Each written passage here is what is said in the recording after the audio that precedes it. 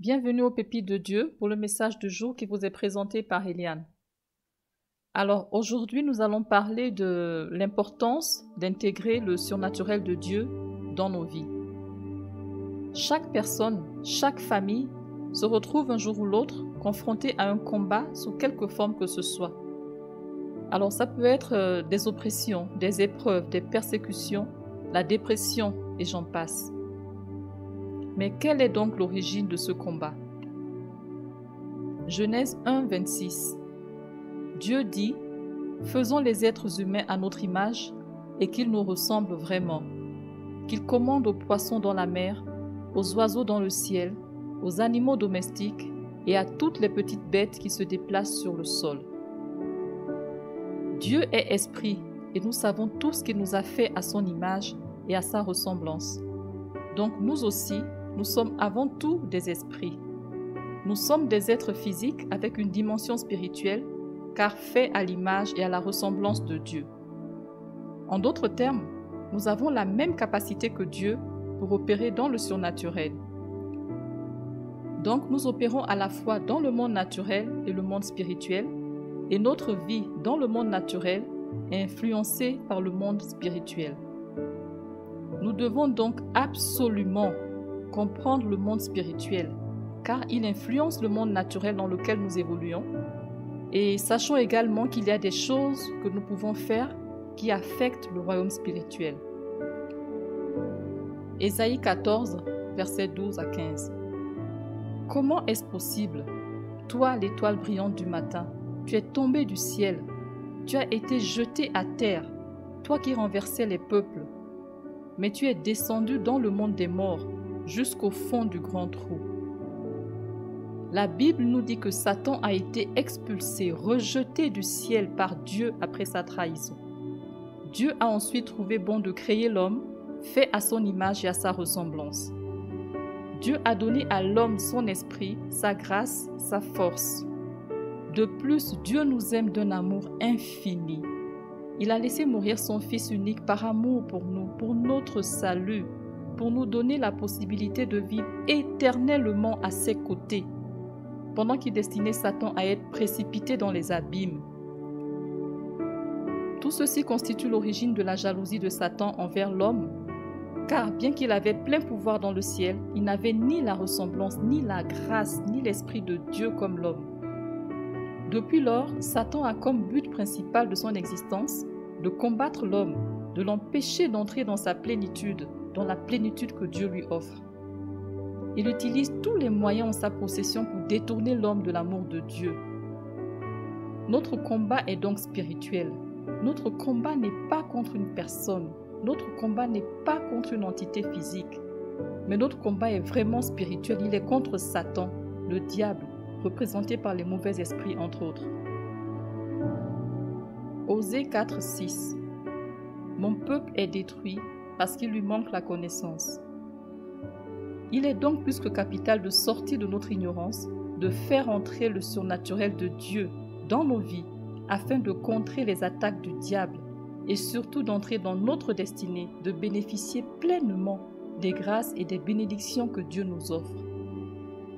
Mais qu'est-ce que le surnaturel de Dieu? Matthieu 19, 26.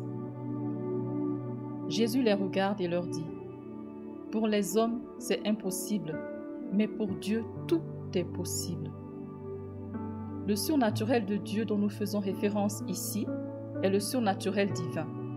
Il est différent de la sorcellerie, de l'incroyable mais vrai et j'en passe. De Genèse à Apocalypse, le miraculeux est présent. Dieu se révèle comme étant le Dieu du surnaturel. Enlever le surnaturel de l'attribut de Dieu, c'est comme lui enlever sa sainteté, son amour.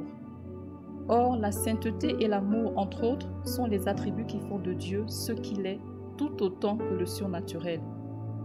Nous avons un Dieu surnaturel pour qui tout, je dis bien tout est possible à celui qui croit. Pour que l'on puisse parler de surnaturel de Dieu, il faut qu'il y ait des éléments clés, à savoir l'inspiration de Dieu, la révélation, la foi, la parole de Dieu et l'alliance. L'inspiration de Dieu est celle qui se manifeste avec quelque chose de divin. L'inspiration est l'élément clé dans le contexte du surnaturel. Elle doit être portée par Dieu. Elle doit être conduite par le Saint-Esprit. Il nous faut accepter le tout à coup de Dieu, l'imprévisible. Pour rendre efficace l'inspiration, nous avons besoin de prendre des temps de retraite spirituelle, des temps de jeûne, d'intercession, pour que nous, humains, qui vivons dans une vie naturelle, nous puissions avoir accès au spirituel de Dieu. La révélation dans le surnaturel, c'est ce qui permet à l'homme d'avoir la compréhension, de saisir le sens des événements. La révélation peut se faire à travers un songe. La révélation peut se faire également à travers un rêve ou lors de la méditation de la parole de Dieu.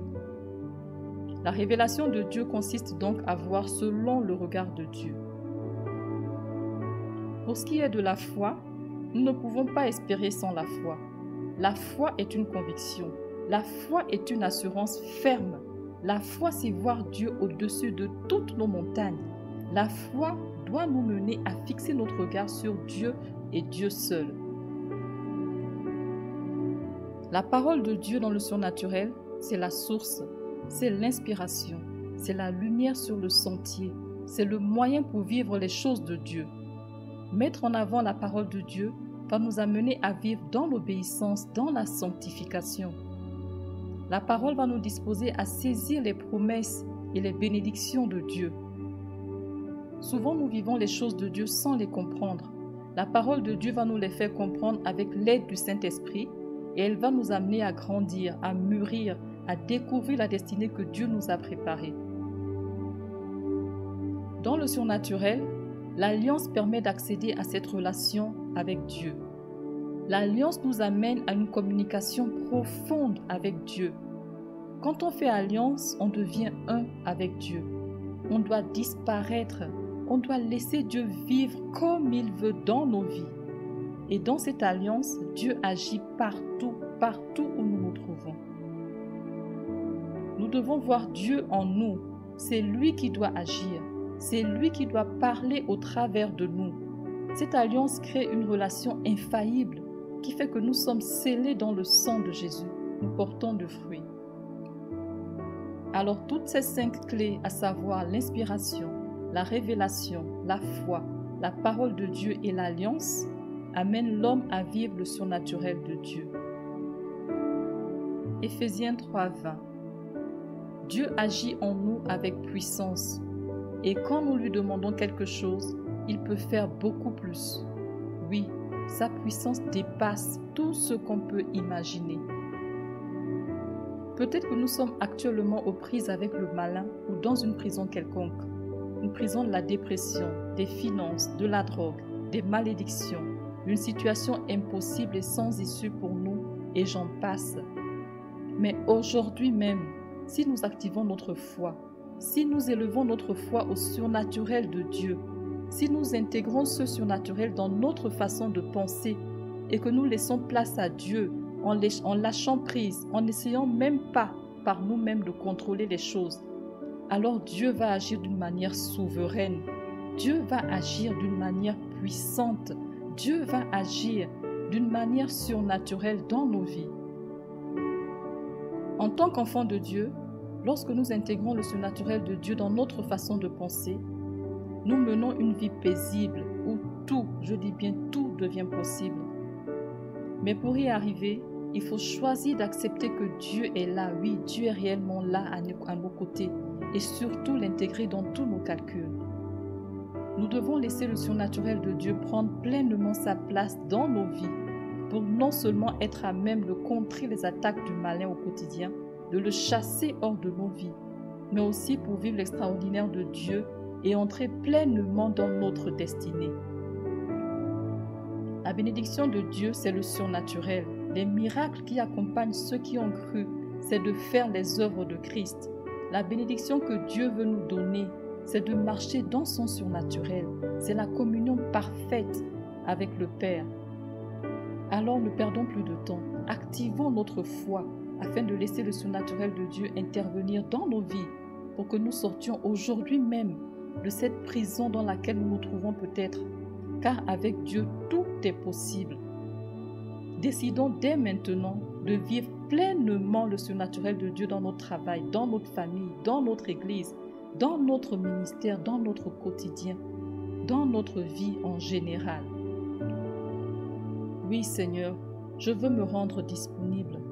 Que ma chair se taise, Seigneur, que la mentalité s'éloigne pour que ton surnaturel s'établisse dans ma vie. Amen.